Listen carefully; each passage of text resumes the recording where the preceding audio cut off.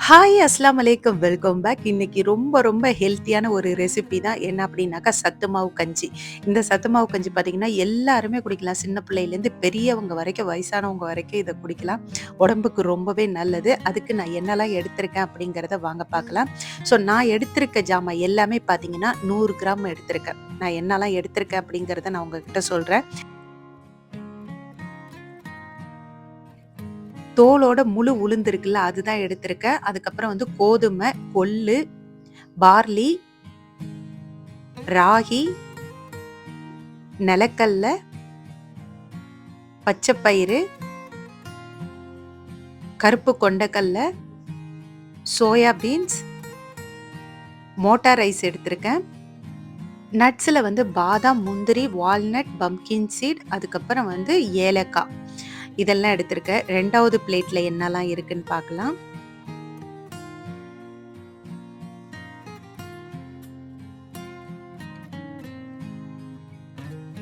இப்போ இந்த பிளேட்ல என்னெல்லாம் இருக்குன்னு பார்க்கலாம். மில்லட் வகையில எல்லாமே எடுத்திருக்கேன். இதெல்லாம் பார்த்தீங்கன்னா மில்லட் தான்.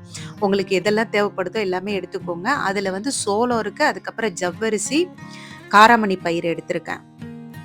நான் எடுத்திருக்க ஐட்டம் எல்லாம் பார்த்தீங்கன்னாக்கா 26 ஐட்டம் எடுத்திருக்கேன். ஸோ இதுக்கும் மேலேயும் இன்னும் இருக்குது போட வேண்டியதெல்லாம். பட் நான் பார்த்தீங்கன்னாக்கா அது எல்லாமே ஸ்கிப் பண்ணிட்டேன். எது முக்கியமானதோ அதை மட்டும் தான் நான் சேர்த்துருக்கேன்.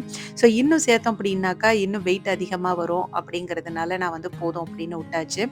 ரைஸ் எதுக்கு நான் மோட்டா ரைஸ் எடுத்தேன் அப்படின்னா, நான் வந்து ரெட் அரிசியும் இந்த கருப்பரிசின்னு சொல்லுவாங்கல்ல, ஸோ அதுதான் நான் ஷாப்பில் கேட்டேன். ஷாப்பில் கேட்கும்போது அவங்க சொன்னாங்க 1 கேஜி பாக்கெட்டு தான் இருக்குது, 100 கிராம்லாம் தரமாட்டோம் அப்படின்னு சொல்லிட்டாங்க. ஸோ என்ன பண்றதுன்னு தெரியல. சரி, நார்மல் அரிசியோட மோட்டா ரைஸ் நல்லதுன்னு தானே சொல்லுவாங்க. ஸோ அதனால பார்த்தீங்கன்னா நான் வந்து மோட்டா ரைஸ் எடுத்துக்கிட்டேன். ஸோ இப்போ நம்ம எடுத்து வச்சிருக்க பொருள் எல்லாமே பார்த்தீங்கன்னா 1 பை 1 நல்லா வறுத்து எடுத்துக்கலாம். வறுக்கும்போது வந்து ஹை ஃப்ளேமில் வச்சிடக்கூடாது.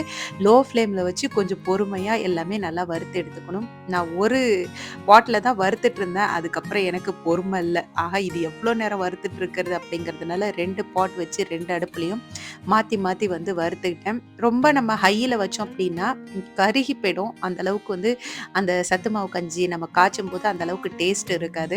பட் நானே இது ஃபர்ஸ்ட் டைம் தான் செய்கிறேன். போன டைம் நான் செஞ்சு எடுத்துகிட்டு வந்தப்போ ஊர்லேருந்து எடுத்துகிட்டு வந்தேன். ஊரில் செஞ்சு கொடுத்தாங்க. பட் இந்த டைம் வந்து நானே எல்லாமே செய்கிறேன். அதுவும் இல்லாத பார்த்தீங்கன்னா இங்கே கல்ஃப்லேயே நான் வந்து இதெல்லாம் அரைச்சி எடுக்க போகிறேன். அதுதான் பெரிய விஷயமே. இது எப்படி அரைச்சி வரப்போகுது அப்படிங்கிறது தான் தெரியல. ஸோ இங்கே ஒரு தெரிஞ்ச பையன் இருக்கான். அவன் சொன்னா நான் அரைச்சி உங்களுக்கு தரேன் அப்படின்னா, சரி ஓகே நம்ம வந்து எல்லாமே வறுத்து கொடுக்கலாம் அப்படின்னு சொல்லிட்டு தான் வறுத்து கொடுத்துருக்கேன். அரைச்சிட்டு வந்ததுக்கு அப்புறம் தான் தெரியும் எப்படி அரைச்சிருக்காங்க அப்படிங்கிறது. இப்போ எல்லாமே பார்த்தீங்கன்னாக்கா நான் வந்து ஒன்று ஒன்றையும் தனித்தனியாக போட்டு எல்லாமே வறுத்து எடுத்துக்கிறேன்.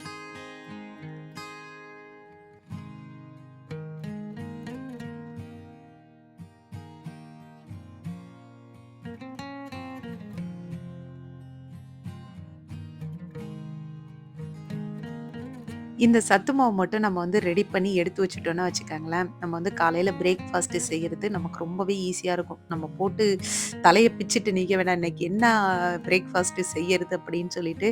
பட் இது இருந்துச்சு அப்படின்னாக்கா ஒரு கஞ்சி வச்சோமா, ஆளுக்கு ஒரு கிளாஸ் கொடுத்தோமா, அதோட வந்து லஞ்சு செஞ்சு சாப்பிட்டுடலாம். அதுவும் இல்லாத பார்த்தீங்கன்னா, இதில் போட்டிருக்க எல்லா ஐட்டமே அவ்வளோ நல்லது உடம்புக்கெல்லாம். ஸோ இது வந்து ஒரு கிளாஸ் குடித்தாலே போதும்.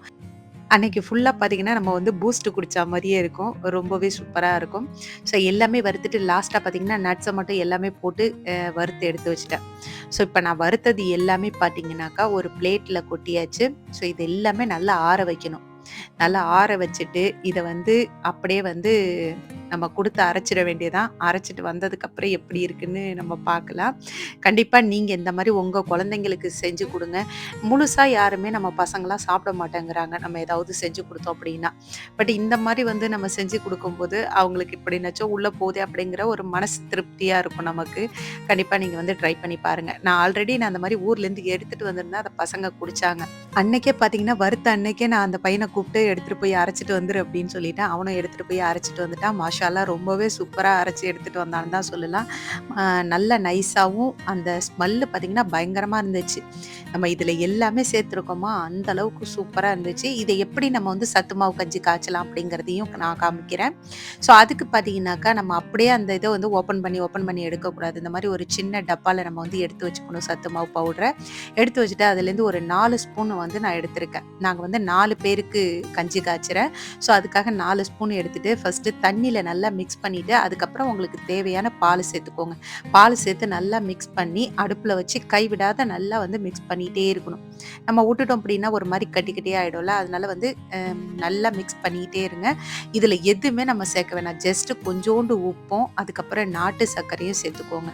இது 2 தான் சேர்க்க போறேன். சேர்த்துட்டு உங்களுக்கு சர்க்கரை வேணாம் அப்படின்னாலும் ஜஸ்ட் வெறும் உப்ப மட்டும்னாச்சும் போட்டு குடிக்கலாம். இன்னைக்கு நாங்க 4 பேர் மட்டும் தான் இருக்கோம். அதனால 4 பேருக்கு தான்.